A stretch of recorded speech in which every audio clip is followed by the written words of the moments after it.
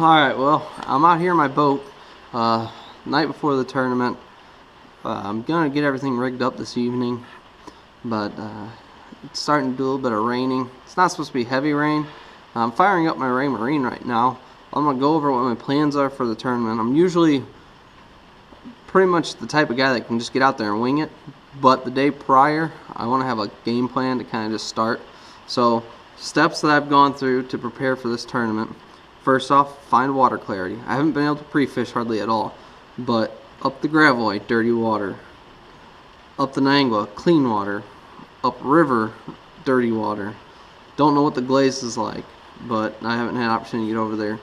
So far, the cleanest water I've found has been the Nangua. Now, my tournament takes out of the 45. What I'm going to do is I got my Ray Marine firing up. And actually, I think it's all set. So what I'm going to do is I'm going to flip the camera around. I'm going to go over my entire plan for tomorrow. Just kind of give a rough idea of what I have in mind, what I think the fish are going to be doing. Past week, it was like 80 degrees on Monday, Tuesday. Tonight, it's going to be 32 degrees. Welcome to Missouri. Chance of snow. I mean, no accumulation, just, snowfall. So I'm going to go through here. Let me zoom out. I hope this comes through clear. This is the Gravois arm right up here. Water's still pretty dingy up here. This is the upper river right up in this area. Right here is the Hurricane Deck Bridge, which is approximately like 33, 32 mile marker. And then right here is the Nangua arm. Well, where I take out of tomorrow is right here. Right out of Runaway Resort. And my plan, since I know the water up there is really muddy and it's going to be cold tomorrow, is I'm going to make the run all the way down into the Nangua, because I was just here yesterday and went down to the boat ramp and wanted to see how dirty it was. And the water there is way cleaner than anywhere else. So I'm going to start out right here. And I'm going to work my way down these pockets right here along the main lake.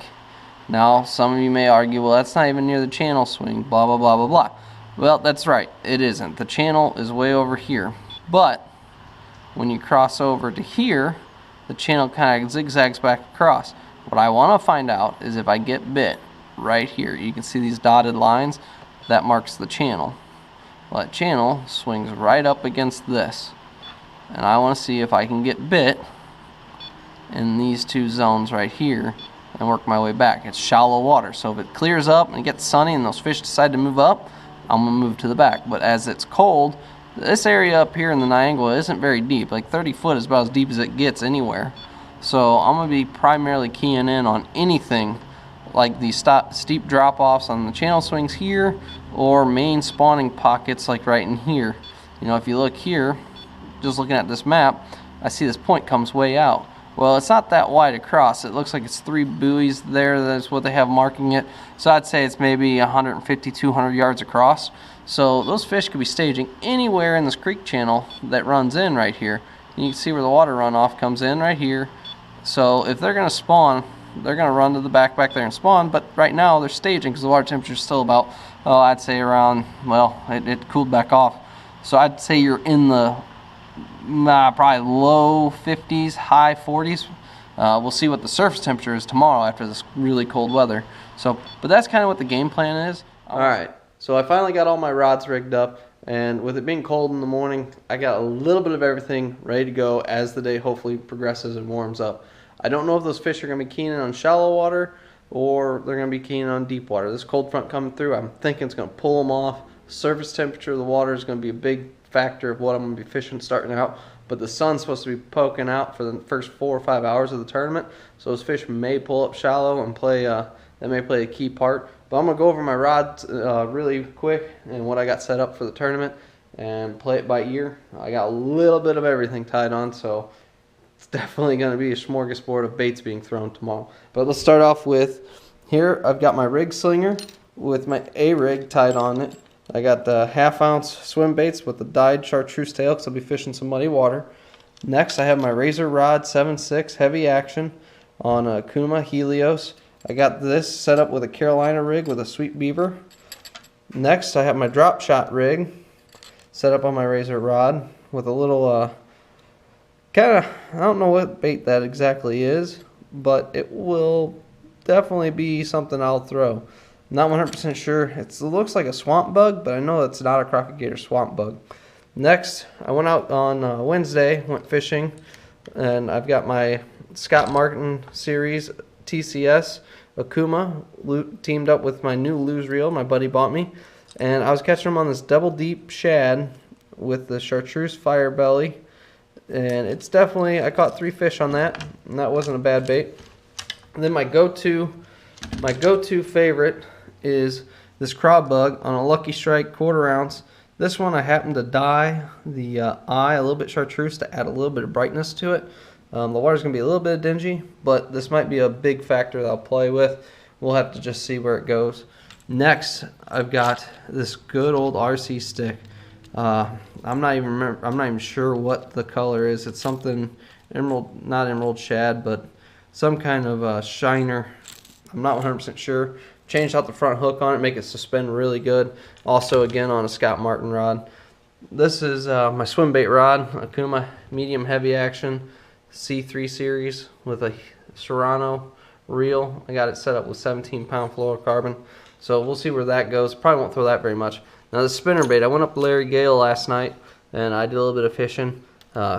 Fished for like 10 minutes at the boat ramp just to check the water clarity. Caught 2 fish on that. Got it paired up with my Akuma Krios on 17-pound. This is if those fish move up shallow, I'll be throwing that.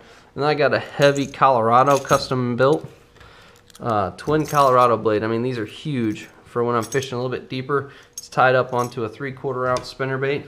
This is on my little bit heavier, medium heavy action Falcon rod. I like my Falcon rod, I just can't get rid of it.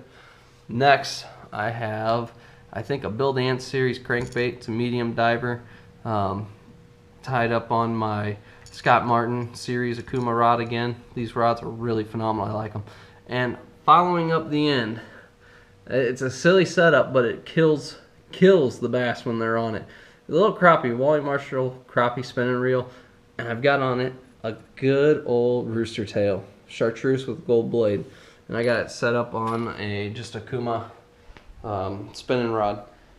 It may seem kind of funny to have a rooster tail tied on, but if those fish do move up in that little bit more muddy water and it's sunny out, that little rooster tail will catch more big fish than you would ever imagine.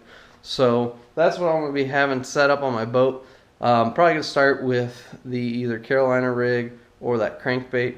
We're going to see how dingy the water is when I get there.